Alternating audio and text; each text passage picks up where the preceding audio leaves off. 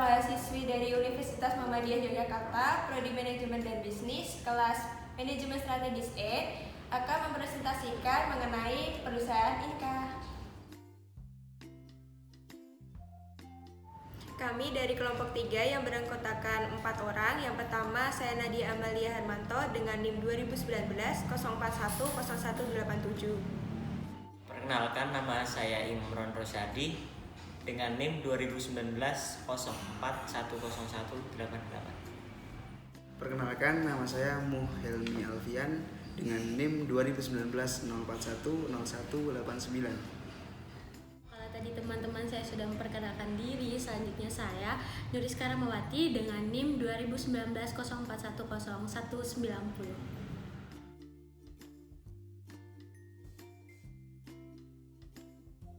Halo, sekarang saya akan menjelaskan mengenai slide yang sudah saya tampilkan di sebelah kanan saya. Apa sih sebenarnya PT Inka itu? PT Inka itu sudah berdiri sejak 18 Mei Inka itu merupakan produsen kereta api yang terbesar yang ada di Asia Tenggara. PT Inka ini menyediakan berbagai produk untuk memenuhi beragam kebutuhan pelanggan serta memberikan pelayanan yang ekstra atau bisa disebut dengan purna jual atau after sales untuk memastikan agar pelanggan tersebut mendapatkan pelayanan yang sangat ekstra. Kemudian PT Inka itu fokus dalam menghadirkan sebuah produk dan juga layanan yang berkualitas tinggi untuk pelanggannya. Kalau tadi saya bilang kalau PT Inka ini sudah tersebar di Asia Tenggara dan terintegrasi, kemudian saya akan menjelaskan dan memberitahukan mengenai di mana saja sih menyebarnya dan beroperasi di negara mana saja. Seperti ada di Indonesia, ada di Bangladesh, ada di Filipina, ada di Malaysia, ada juga di Thailand dan juga di Singapura. Seperti itu ya.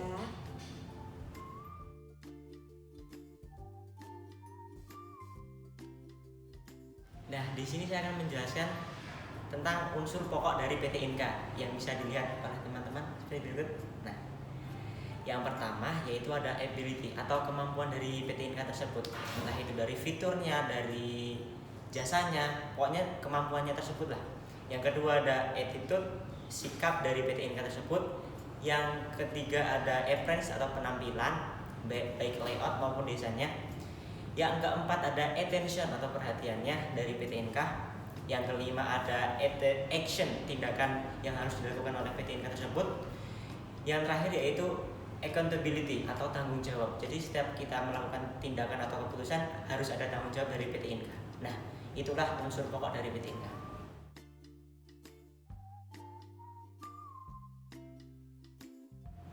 Oke, di sini sudah tertera ya, ada layar slide. Ini ada namanya inovasi yang dibuat oleh PT Inka itu sendiri. PT Inka yaitu memberikan layanan terbaik seperti membuat rail clinic, kemudian e-boarding, terus ada tiket vending machine, terus kemudian transaksi cashless pembelian tiket. Terus ada lagi pembenahan konektivitas antar moda di stasiun, kemudian serta pengembangan kawasan transit oriented dan development di stasiun-stasiun melalui BUMN. Seperti itu.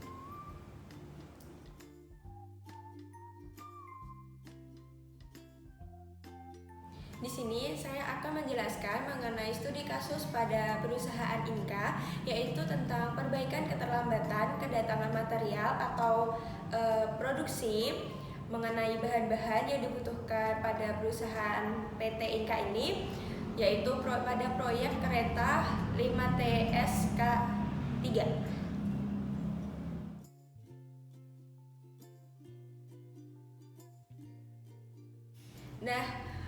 Yang sudah saya jelaskan pada slide sebelumnya, di sini saya akan menjelaskan mengenai studi kasus.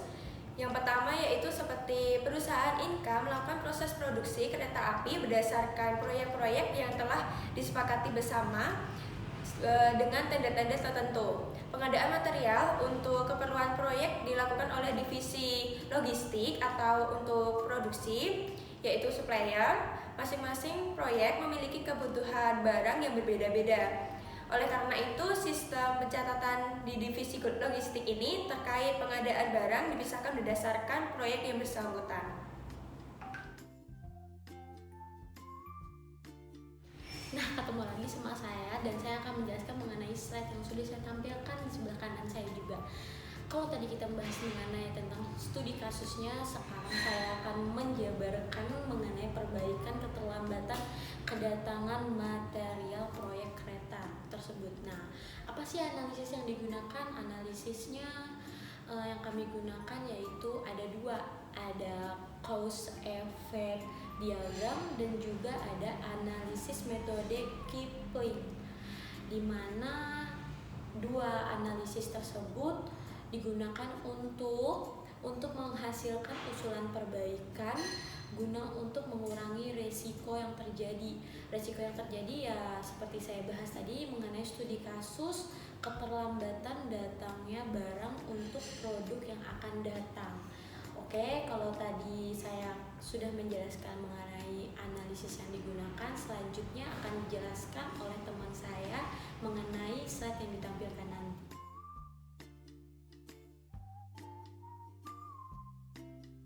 Di sini saya akan menjelaskan mengenai faktor-faktor yang menjadi penentu keterlambatan kedatangan material proyek, yaitu ada 5 faktor. Yang pertama mengenai material, yang kedua mengenai SDM, yang ketiga mengenai mesin, yang keempat mengenai lingkungan, dan yang terakhir mengenai metode. Di sini mengenai material disebabkan dengan adanya barang datang tidak sesuai spesifikasi dan kualitas yang dibutuhkan, ataupun adanya barang yang datang dalam keadaan cacat dan barang yang masih dalam proses produksi di supplier. Dalam yang kedua yaitu pada SDM, yang pertama seperti perusahaan intermediate, dan yang kedua delay dalam komunikasi antar divisi ataupun delay dalam proses pemilihan supplier.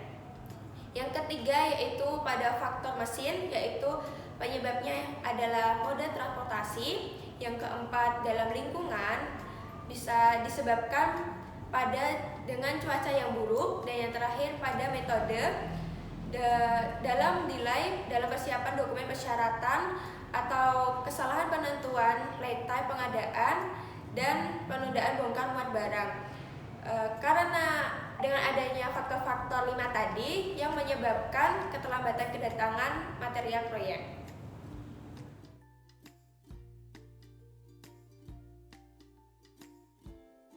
Nah, kalau di sini sudah muncul slide dan tampilan layar, kemudian kalian sudah melihat adanya berupa diagram lingkaran.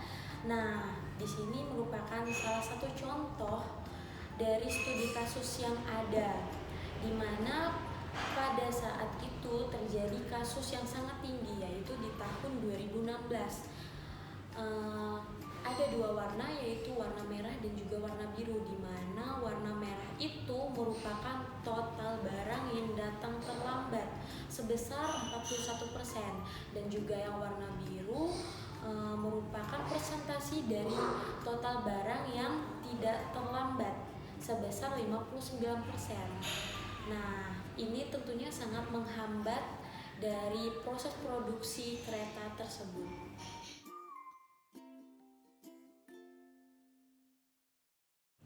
Nah, di sini saya akan menjelaskan tentang strategi apa sih yang akan diterapkan. Teman-teman bisa melihat ya seperti berikut. Nah, di sini kami mengambil yaitu dalam pemenuhan ketersediaan terdapat lead time atau perbedaan waktu antara saat pengadakan pesanan order untuk pengisian kembali persediaan dengan saat penerimaan barang yang dipesan. Dan apabila semua bahan baku tersedia secara tepat waktu dan tidak melebihi lead time, produksi akan berjalan dengan lancar tanpa adanya hambatan kekurangan persediaan bahan baku. Jadi intinya kalau ada persediaan, kalau ada hal yang dibutuhkan itu mendadak, harus ada persediaan. Nah, jika persediaan ini ada, maka keterlambatan itu bisa diatasi.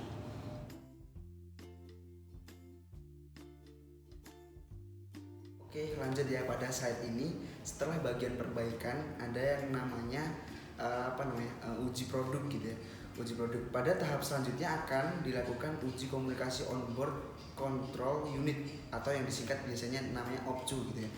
OPCU sendiri adalah pengumpulan dan pemrosesan informasi dari perangkat dan muatan terpasang, implementasi algoritma, orientasi dan stabilisasi, pembentukan telemateri seperti itu.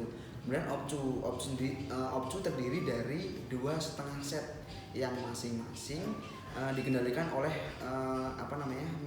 microcontrollernya gitu ya. Tugas kedua microcontroller ini itu dapat didistribusikan di antara mereka sendiri gitu. Jadi perangkat keras dari kedua setengah set identik. Kira-kira seperti itu OPCU, maaf.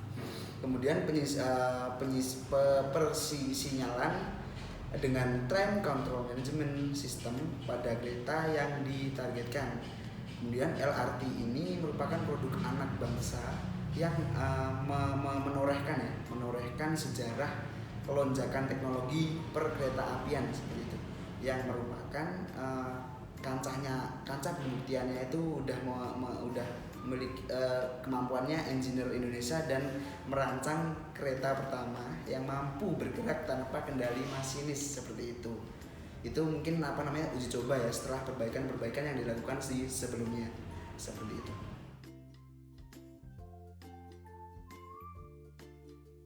Nah, slide yang terakhir tentang PT Inka ini yaitu penerapan solusinya. Jadi setelah kita membahas studi kasus dan lain-lain, kita akan menerapkan solusi, yaitu supplier menyediakan barang terlebih dahulu sebelum perusahaan meminta atau membutuhkan barang tersebut agar tidak menerima keterlambatan. Karena supplier itu sangat penting. Jika tidak ada barang, maka perusahaan PT Inka pun tidak bisa menjalankan perusahaannya. Jadi kalau itu dilakukan dengan baik, maka keterlambatan tidak terjadi. Alhamdulillahirrahmanirrahim, sudah memasuki slide yang terakhir ya. Itu adalah menunjukkan bahwa presentasi dari kelompok kami sudah selesai. Kami ucapkan terima kasih. Apabila ada salah dan kurangnya mohon maaf sebesar-besarnya. Sekian, wassalamualaikum warahmatullahi wabarakatuh.